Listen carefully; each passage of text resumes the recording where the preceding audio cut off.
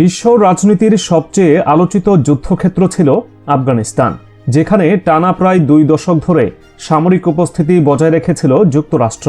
তালেবান উৎখাত, গণতন্ত্র প্রতিষ্ঠা আর সন্ত্রাসবাদের বিরুদ্ধে লড়াই, এই 3টি লক্ষ্য সামনে রেখে শুরু হয়েছিল যুদ্ধ। কিন্তু 2021 সাল হঠাৎ করেই বদলে যায় দৃশ্যপট। আফগানিস্তান ছাড়ে যুক্তরাষ্ট্র, কিন্তু রেখে যায় এমন এক ভয়াবহ উপহার: লক্ষ লক্ষ অস্ত্র, সামরিক যান, যুদ্ধবিমান আর অত্যাধুনিক যুদ্ধ সরঞ্জাম। আজ সেই অস্ত্রই হয়ে উঠেছে তালেবানের মূল শক্তির উৎস। একটি মার্কিন নজরদারি সংস্থার চূড়ান্ত প্রতিবেদনে উঠে এসেছে, যেসব অস্ত্র যুক্তরাষ্ট্র রেখে গিয়েছিল সেগুলোই এখন আফগানিস্তানে তালেবানের নিরাপত্তা ও সামরিক কাঠামোর ভিত্তি। শুধু তাই নয়, এই অস্ত্রের একটি বড় অংশ ইতিমধ্যে পৌঁছে গেছে পাকিস্তানের নিষিদ্ধ জঙ্গি সংগঠন তেহরিকি তালেবান পাকিস্তান টিটিপির হাতে। ফলে পাকিস্তানের সন্ত্রাসী হামলার ঝুঁকি রীতিমতো বেড়ে গেছে কয়েক গুণ। যুক্তরাষ্ট্রের সরকারি সংস্থার হিসাব বলছে, আফগানিস্তানে প্রায় $7 বিলিয়ন সামরিক সরঞ্জাম ফেলে যাওয়া হয়েছিল। এর মধ্যে ছিল হাজার হাজার সামরিক যান, লাখ লাখ আগ্নেয়াস্ত্র, নাইট ভিশন ডিভাইস এবং শতাধিক যুদ্ধ বিমান।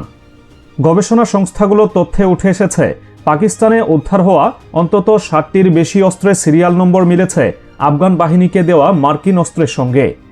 জাতিসংঘের পর্যবেক্ষক দল জানিয়েছে, তালেবান এখনও টিটিপিকে আশ্রয়, যাতায়াতের অনুমতি, অস্ত্র বহনের ছাড়পত্র এবং গোপন ঘাঁটির সুবিধা দিচ্ছে। সবচেয়ে ভয়াবহ তথ্যটি হল, যুক্তরাষ্ট্র 20 বছর ধরে আফগানিস্তানে ব্যয় করেছে $140 বিলিয়ন বেশি অর্থ। তবুও শেষ পর্যন্ত তারা কোনো স্থায়ী নিরাপত্তা কাঠামো গড়ে তুলতে ব্যর্থ হয়েছে।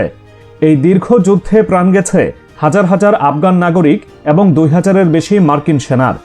তবুও ক্ষমতায় ফিরেছে তালেবান, আর এখন তারা ক্ষমতা ধরে রেখেছে যুক্তরাষ্ট্রেরই ফেলে যাওয়া অস্ত্র দিয়ে। বিশেষজ্ঞরা বলছেন, আফগানিস্তানের এই অভিজ্ঞতা বিশ্বকে এক ভয়ঙ্কর বার্তা দিচ্ছে। দুর্বল রাষ্ট্রে বিশাল সামরিক ও অবকাঠামো প্রকল্প সঠিক পরিকল্পনা ছাড়া চালানো হলে তা শান্তির বদলে তৈরি হবে আরও বড় অস্থিরতা। আজ আফগানিস্তান শুধু একটি দেশ নয়, এটি বিশ্ব রাজনীতির এক জীবন্ত সতর্ক সংকেত। এই ছিল আজকের বিশেষ প্রতিবেদন।